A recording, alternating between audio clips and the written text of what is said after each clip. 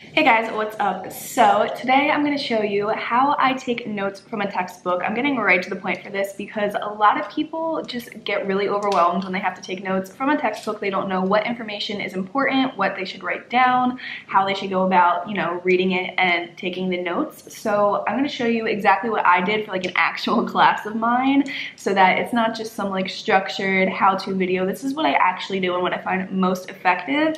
So yeah, we're getting right into it. And real quick though, one, if you hear sizzling in the background, I'm cooking some tofu, so just ignore that. And two, I also want you guys to check out my blog because I post occasionally on there. I'm trying to get better at posting some more blog posts, but I'll have extra content about school things and like tips and advice and how-tos, mostly school-based because that's what my audience seems to like the most, but also just like general life things as well. So if you don't already know about my blog, basically reese.com, but make sure you subscribe to the mailing list and check it out every couple of days because you never know when it'll be updated. But all right, so let's get started. First thing you need, of course, is a textbook. This is my psychology textbook. It's the only textbook I have this semester that I need to actually take notes from. Then you need paper if you're gonna handwrite them, or you can also do the same exact method on your laptop. I personally like handwriting my notes because if you don't already know the fact that handwriting leads to better memorization. So I like to do that. Got my notes right in this binder because I already written them out. I was going to show you the process of me taking them, but then I would just stop and explain them anyway. So I just took them to begin with and I'm going to explain what I did. And finally, my other supplies is just a highlighter and a pen. This way I can obviously write down the notes and then I highlight and underline any important vocab words, text, things like that. So very simple, straightforward, and let me show you what I do. So here's just the basics of what my notes look like. It's really simple, just handwriting, maybe a little bit of like diagrams or drawings, and then just the highlighted and underlined information. You don't want to make it too crazy because you do want to make sure you're able to read it. So what I always do first is title my page so I know exactly what the notes are on and what chapter they're on. So this is chapter 1. And then for each heading, I just like to underline it to make it stand out. For all the vocab words, I just highlight them, and then I do just a bullet point system where I add bullet points for information and then dashes underneath them, a little bit indented just to add some more information to the last point mentioned. So like this was another header, I just got some bullet points. If I need to, I'll do some arrows. And then when it comes to diagrams and stuff, I just simply write them out the best that I can. This is just a little like cycle thing and it's squished, but it's fine. As long as you get the idea of it, it all works out. So like, once again, we got some more arrows. I just broke it up into little pieces. And then these sticky notes just contain information that we learned in class, and I just add it on top of my notes that I took from the textbook. So all these sticky notes are in class discussion. Okay, so the first thing I do when I open up a new chapter and I'm ready to take some notes is actually read the textbook. I know, a lot of you think that reading textbooks is probably the worst thing that could possibly happen to you, but you can't take notes on something that you don't know about. I mean, so yeah, open up your textbook and start reading. You don't have to read the whole thing through. Just read like the first page or the first couple pages and get a concept of what you need to grab the information from, what stood out, what's important, what do you know, what you don't know.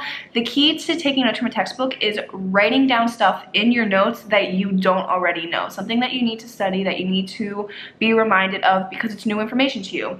And when you're reading through, to find those points that, are going to be written into your notes, it's going to be more factual and backed up information. You don't have to write down every single word because a lot of the sentences are just kind of supporting that one main idea in each of the paragraphs. So an easy way to figure out basically what the main topics are and stuff, let me show you. So when you open up a textbook, they're mostly gonna look like this, just paragraphs and then some like images and stuff like that. But what you wanna look for are these headings. So there's always gonna be headings, and this is like the main chapter heading, and then we go into these ones like this, and then there might even be subheadings underneath them. So the first thing you want to do is look for these headings so that you're able to know what the following paragraphs are going to be about. So this one says, experience has no comparison group. So I'm assuming this paragraph is going to be about comparison groups and tell me what they are. And then once you're reading through, there's always going to be bolded or highlighted words that are going to be vocab words, and I always make sure to write these down. Whether or not I know the definition, well, actually that's debatable, but I mostly write these down because vocab words will almost always show up in some form on a test. So all these bolded words, they make them nice and easy to see. As you're reading through, just keep a note of them so that you can write them down and put them in your notes later. So like, what was that? That was comparison group. I have that right here in my notes highlighted with the definition. So the easiest way to understand textbooks and to read them is first look at the heading. This is going to give you the main concept of what the following paragraph is about, and then find the information in here that supports that heading. That's the information that you're going to want to write in your notes. So go through, actually read it. So I would read this whole thing first. Just read it, get the information out of it, and then go back, read it again, and as I'm reading it, take out those bits of information that are important, that I don't know, and that I want to put in my notes to later reference when I'm studying. So your notes are there for you to have a collection of information, basically like a study guide when the test comes around and you need to study. So yeah, I just went through all of this, read this. There wasn't anything specifically important here that I felt the need to write down. And then we got to a new heading. This one talks about confounded, and then we got the vocab word right here, which ended up in my notes right here. And then I just, you know, add some additional information with bullet points and things like that. We got this vocab word here, once again. So it's actually much simpler than you think. You see all of these words, all this information, and you're so overwhelmed. You don't know how you're going to summarize this without missing out on important points. Just think of the things that you know and what you don't know. So like for an example, when I get to this page and I start reading through this, I see that there's some bolded vocab words for independent variable and dependent variable. Now, I don't know about you, but I definitely know what an independent variable is. I learn it every single year in every single sort of statistical class, so I don't feel the need to write these down. I know this. If someone tested me on this right now, I would know it. So that way, I don't need to put this in my notes. Yes, they're bolded. Yes, they're vocab words. You can totally write them down if you want to.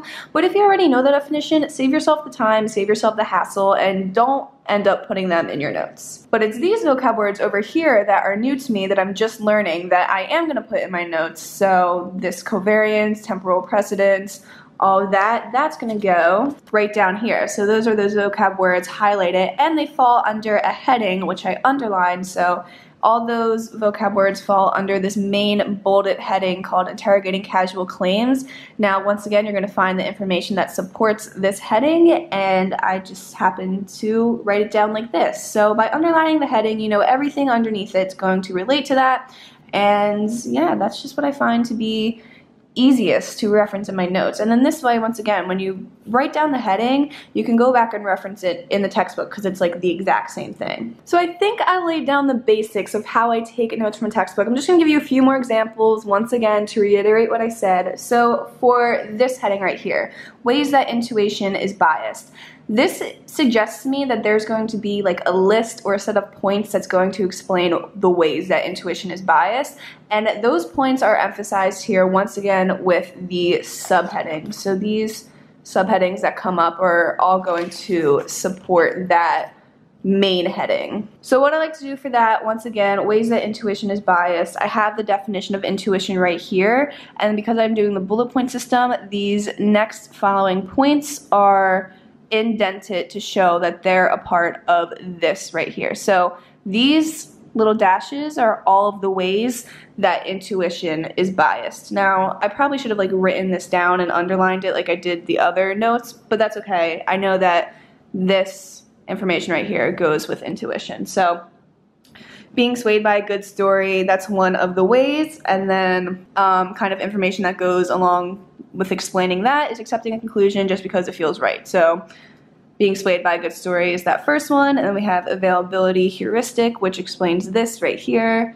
So being persuaded by what comes easily to mind, that's also known as the availability heuristic. So that's my next point right here falling under intuition. So as you can see, there's really long paragraphs that support these subheadings. Like this is a lot of information, but I felt that I didn't really need to write this all down because I can infer it on my own. Like when I read my own bullet point right here, I can kind of remember this information in here and what's being explained. If you don't, if you are going to struggle remembering and like pulling back this information from the textbook, then write down what you think you need to remember underneath here with it. But I felt that this one sentence was enough to summarize this subheading here. Alright, so that is it for the advice and tips I can give on taking notes from a textbook. Hopefully I explained it well, you understood, I gave enough examples. I know it's kind of hard to like show me like looking over the book, so I'm sorry if the camera movement was like weird, but I just wanted to show you from like my point of view of what I actually do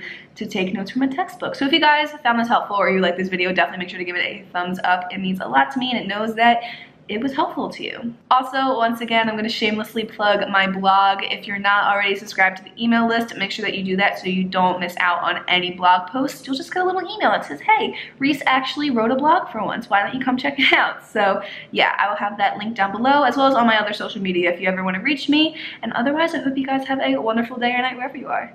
Peace.